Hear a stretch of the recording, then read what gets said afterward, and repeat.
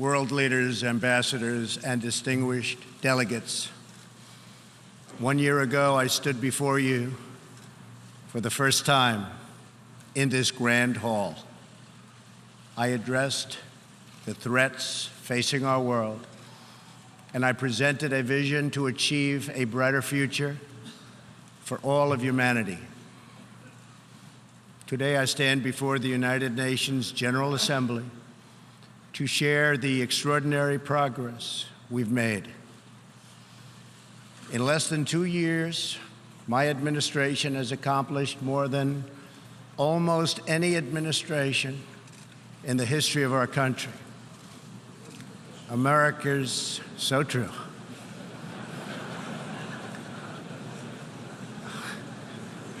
Didn't expect that reaction, but that's okay.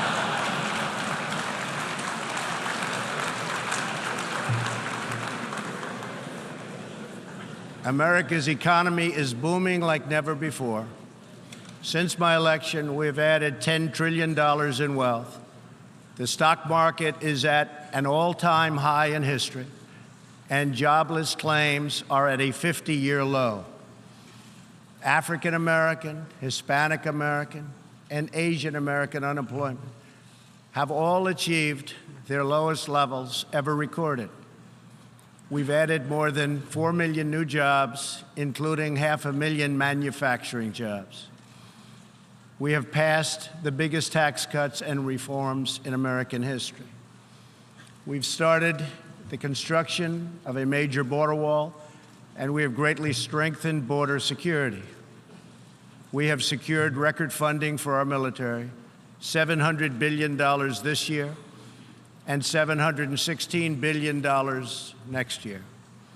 Our military will soon be more powerful than it has ever been before. In other words, the United States is stronger, safer, and a richer country than it was when I assumed office less than 2 years ago. We are standing up for America and for the American people, and we are also standing up for the world. This is great news for our citizens and for peace-loving people everywhere.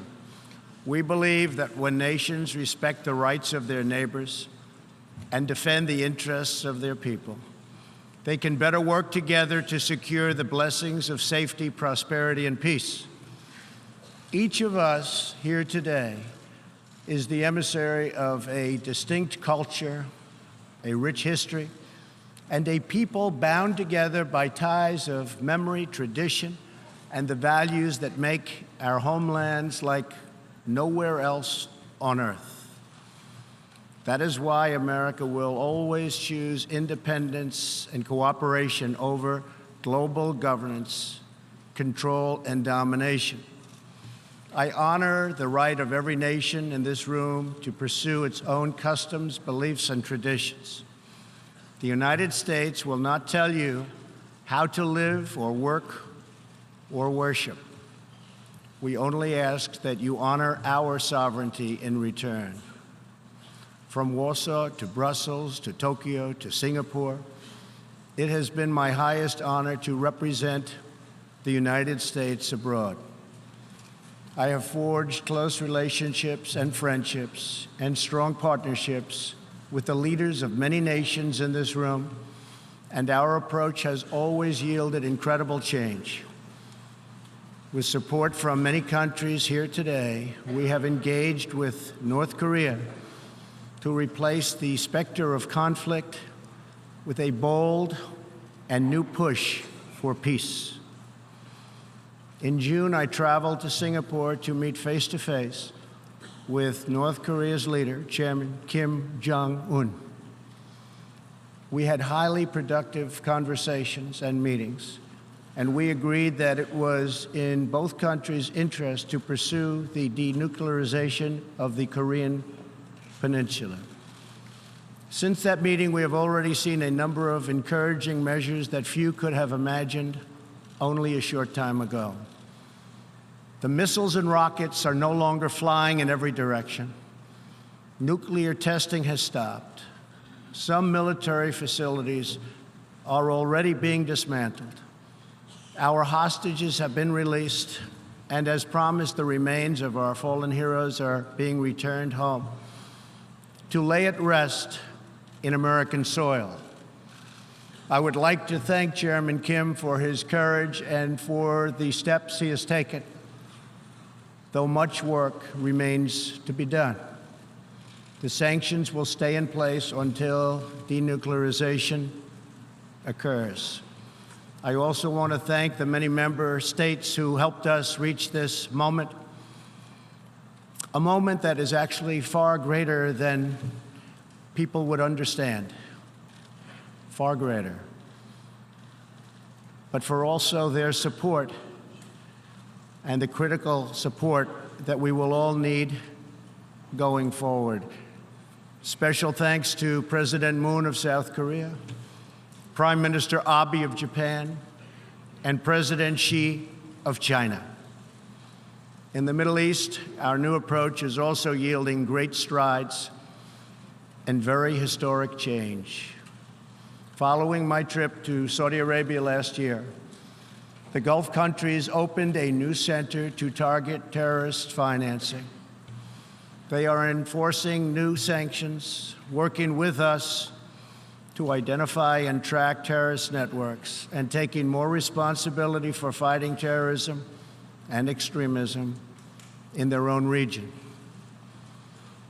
The UAE, Saudi Arabia, and Qatar have pledged billions of dollars to aid the people of Syria and Yemen, and they are pursuing multiple avenues to ending Yemen's horrible, horrific civil war. Ultimately, it is up to the nations of the region to decide what kind of future they want for themselves and their children. For that reason, the United States is working with the Gulf Cooperation Council, Jordan, and Egypt to establish a regional strategic alliance so that Middle Eastern nations can advance prosperity, stability, and security across their home region. Thanks to the United States military and our partnership with many of your nations, I am pleased to report that the bloodthirsty killers known as ISIS have been driven out from the territory they once held in Iraq and Syria. We will continue to work with friends and allies to deny radical Islamic terrorists any funding, territory, or support, or any means of infiltrating our borders. The ongoing tragedy in Syria is heartbreaking. Our shared goals must be the de-escalation of military conflict, along with a political solution that honors the will of the Syrian people. In this vein, we urge the United Nations-led peace process be reinvigorated. But rest assured, the United States will respond if chemical weapons are deployed by the Assad regime. I commend the people of Jordan and other neighboring countries for hosting refugees from this very brutal civil war. As we see in Jordan, the most compassionate policy is to place refugees as close to their homes as possible, to ease their eventual return to be part of the rebuilding process. This approach also stretches finite resources to help far more people, increasing the impact of every dollar spent. Every solution to the humanitarian crisis in Syria must also include a strategy to address the brutal regime that has fueled and financed it, the corrupt dictatorship in Iran. Iran's leaders sow chaos, death, and destruction. They do not respect their neighbors or borders or the sovereign rights of nations. Instead, Iran's leaders plunder the nation's resources to enrich themselves and to spread mayhem across the Middle East and far beyond. The Iranian people are rightly outraged that their leaders have embezzled billions of dollars from Iran's treasury, seized valuable portions of the economy, and looted the people's religious endowments, all to line their own pockets and send their proxies to wage war. Not good. Iran's neighbors have paid a heavy toll for the region's agenda of aggression and expansion. That is why so many countries in the Middle East strongly supported my decision to withdraw the United States from the horrible 2015 Iran nuclear deal and reimpose nuclear sanctions. The Iran deal was a windfall for Iran's leaders. In the years since the deal was reached, Iran's military budget grew nearly 40%. The dictatorship used the funds to build nuclear-capable missiles, increase internal repression, finance terrorism, and fund havoc and slaughter in Syria and Yemen. The United States has launched a campaign of economic pressure to deny the regime the funds it needs to advance its bloody agenda. Last month, we began reimposing hard-hitting nuclear sanctions that have been lifted under the Iran deal. Additional sanctions will resume November 5th, and more will follow. And we are working with countries that import Iranian crude oil to cut their purchases substantially. We cannot allow the world's leading sponsor of terrorism to possess the planet's most dangerous weapons. We cannot allow a regime that chants death to America and that threatens Israel with annihilation to possess the means to deliver a nuclear warhead to any city on earth. Just can't do it. We ask all nations to isolate Iran's regime as long as its aggression continues. And we ask all nations to support Iran's people as they struggle to reclaim their religious and righteous destiny. This year, we also took another significant step forward in the Middle East in recognition of every sovereign state to determine its own capital. I moved the U.S. Embassy in Israel to Jerusalem. The United States is committed to a future of peace and stability in the region, including peace between the Israelis and the Palestinians. That aim is advanced, not harmed, by acknowledging the obvious facts. America's policy of principled realism means we will not be held hostage to old dogmas, discredited ideologies, and so-called experts who have been proven wrong over the years, time and time again. This is true not only in matters of peace, but in matters of prosperity. We believe that trade must be fair and reciprocal. The United States will not be taken advantage of any longer. For decades, the United States opened its economy, the largest by far on earth, with few conditions. We allowed foreign goods from all over the world to flow freely across our borders. Yet, other countries did not grant us fair and reciprocal access to their markets in return. Even worse, some countries abused their openness to dump their products, subsidize their goods, target our industries, and manipulate their currencies to gain unfair advantage over our country. As a result, our trade deficit ballooned to nearly $800 billion a year.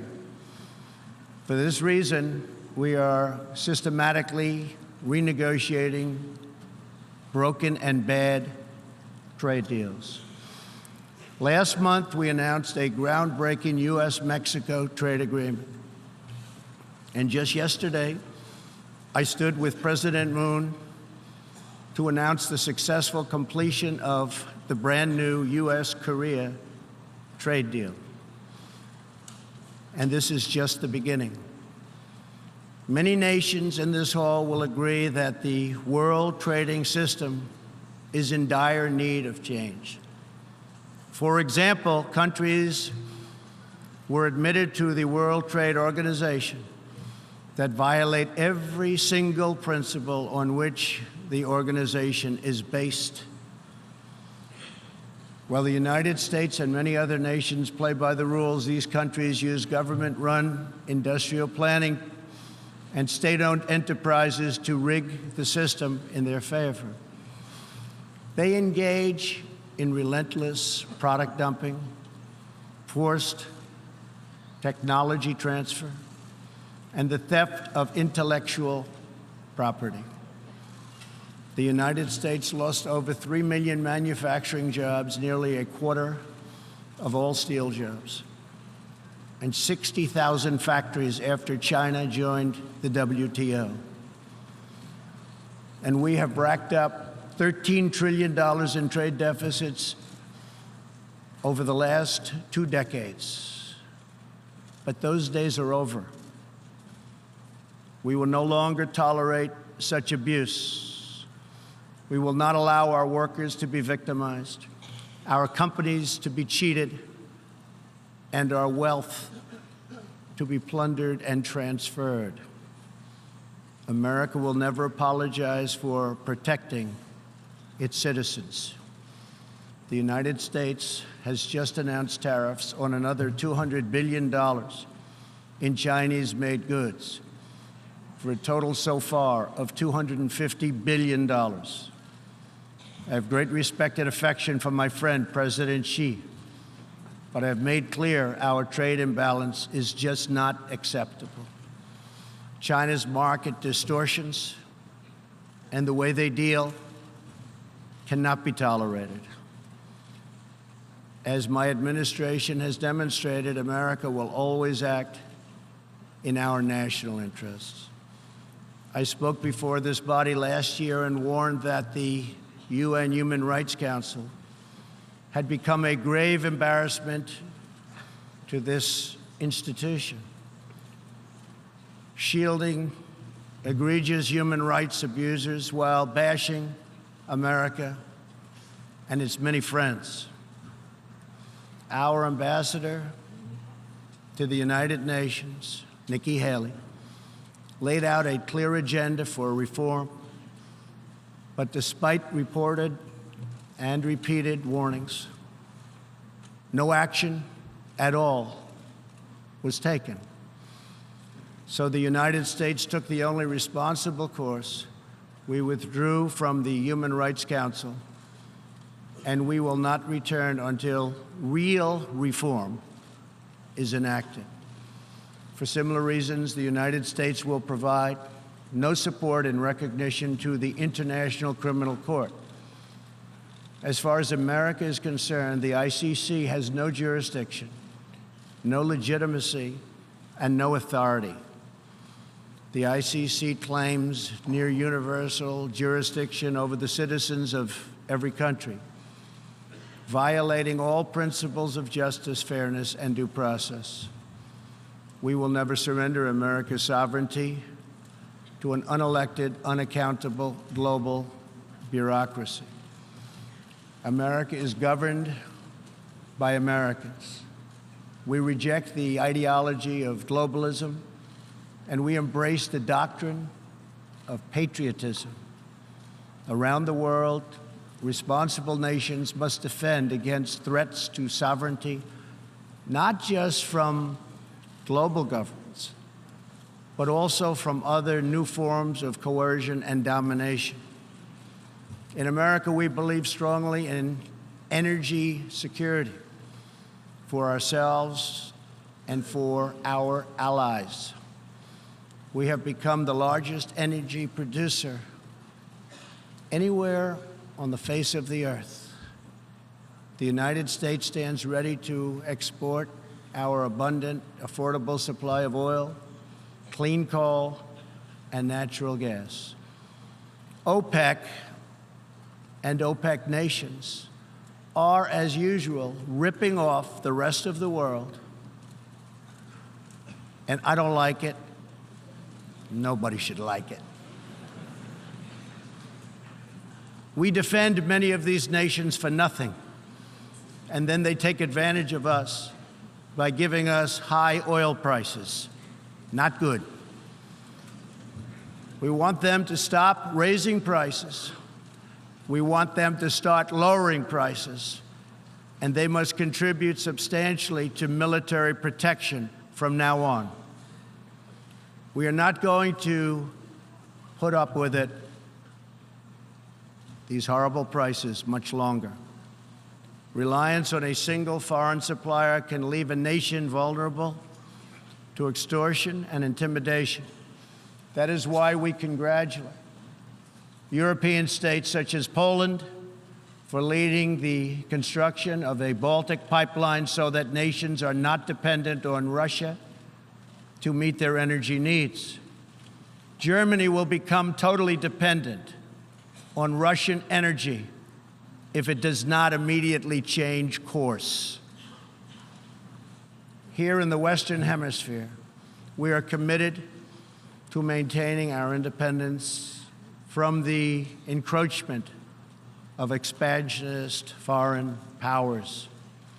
It has been the formal policy of our country since President Monroe that we reject the interference of foreign nations in this hemisphere and in our own affairs.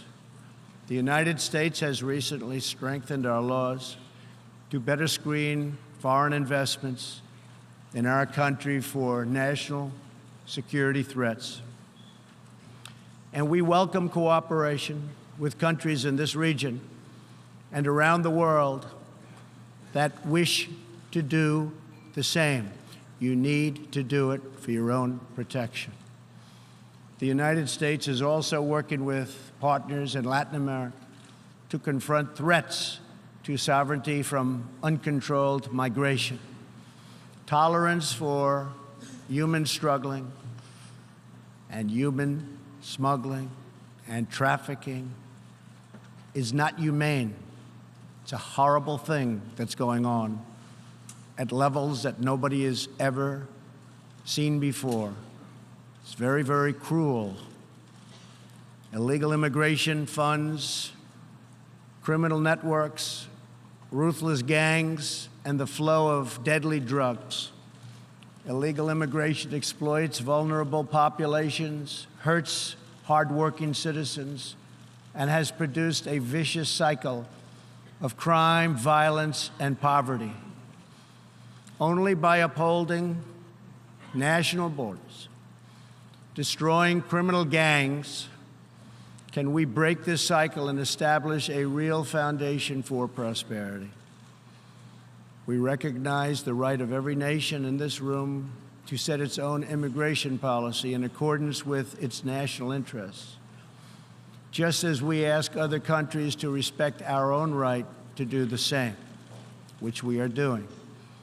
That is one reason the United States will not participate in the new global compact on migration. Migration should not be governed by an international body unaccountable to our own citizens. Ultimately, the only long-term solution to the migration crisis is to help people build more hopeful futures in their home countries, make their countries great again. Currently, we are witnessing a human tragedy, as an example, in Venezuela.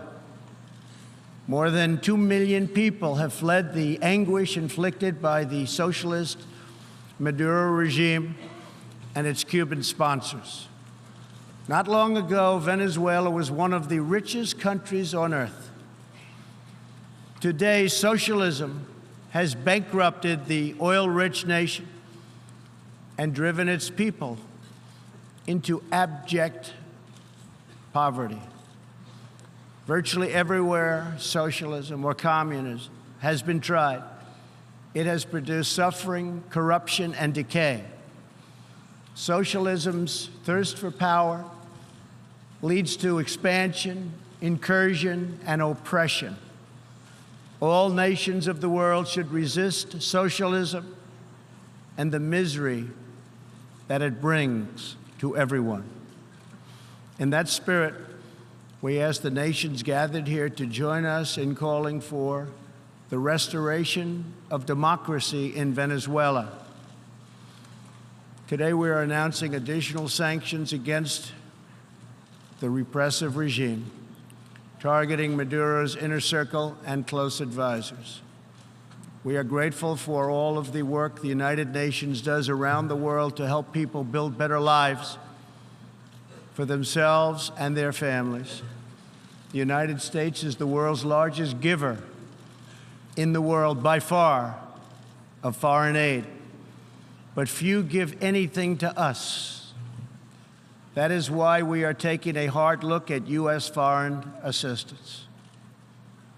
That will be headed up by Secretary of State Mike Pompeo.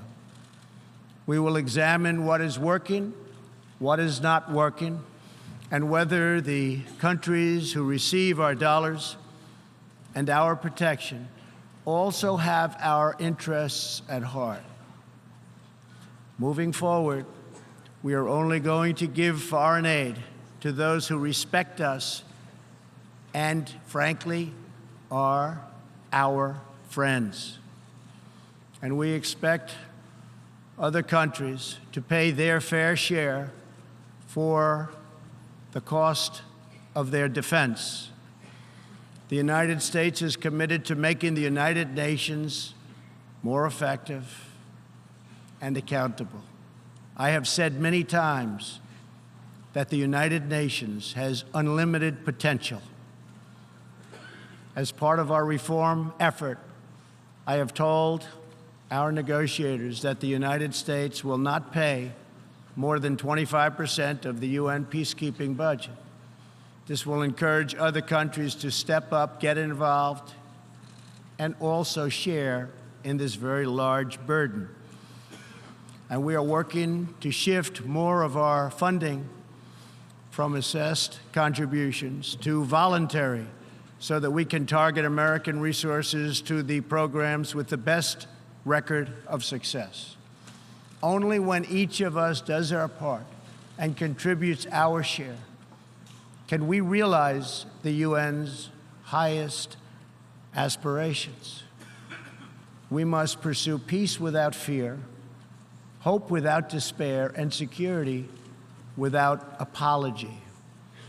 Looking around this hall, where so much history has transpired, we think of the many before us who have come here to address the challenges of their nations and of their times.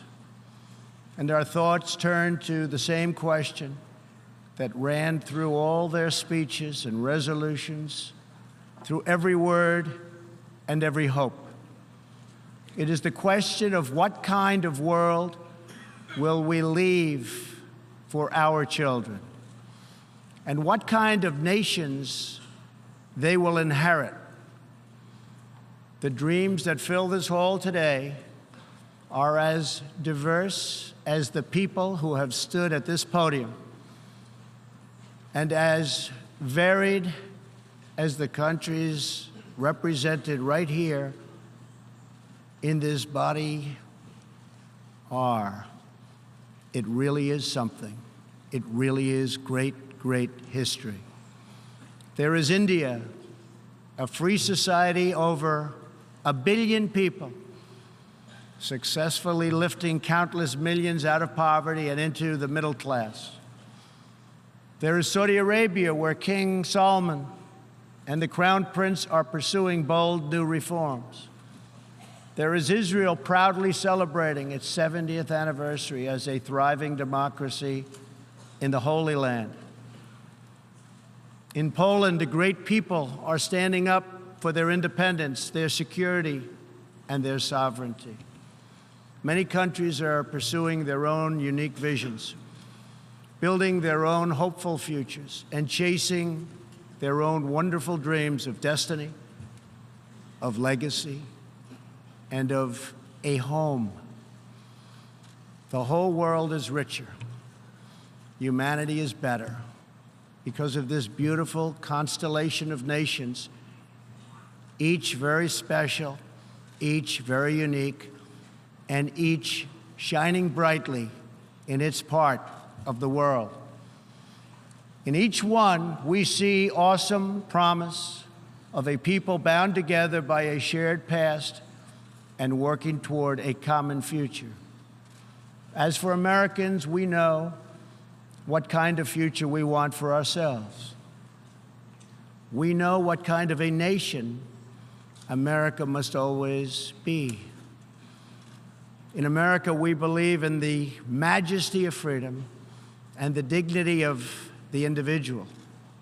We believe in self-government and the rule of law, and we prize the culture that sustains our liberty, a culture built on strong families, deep faith, and fierce independence. We celebrate our heroes. We treasure our traditions. And above all, we love our country. Inside everyone in this great chamber today, and everyone listening all around the globe, there is the heart of a patriot that feels the same powerful love for your nation, the same intense loyalty to your homeland. The passion that burns in the hearts of patriots and the souls of nations has inspired reform and revolution, sacrifice and selflessness, scientific breakthroughs, and magnificent works of art. Our task is not to erase it, but to embrace it, to build with it, to draw on its ancient wisdom, and to find within it the will to make our nations greater, our region safer, and the world better. To unleash this incredible potential in our people, we must defend the foundations that make it all possible. Sovereign and independent nations are the only vehicle where freedom has ever survived, democracy has ever endured, or peace has ever prospered. And so we must protect our sovereignty and our cherished independence above all. When we do, we will find new avenues for cooperation unfolding before us. We will find new passion for peacemaking rising within us. We will find new purpose, new resolve, and new spirit flourishing all around us, and making this a more beautiful world in which to live. So together, let us choose a future of patriotism, prosperity, and pride. Let us choose peace and freedom over domination and defeat. And let us come here to this place to stand for our people and their nations, forever strong, forever sovereign, forever just, and forever thankful for the grace and the goodness and the glory of God. Thank you, God bless you, and God bless the nations of the world. Thank you very much. Thank you.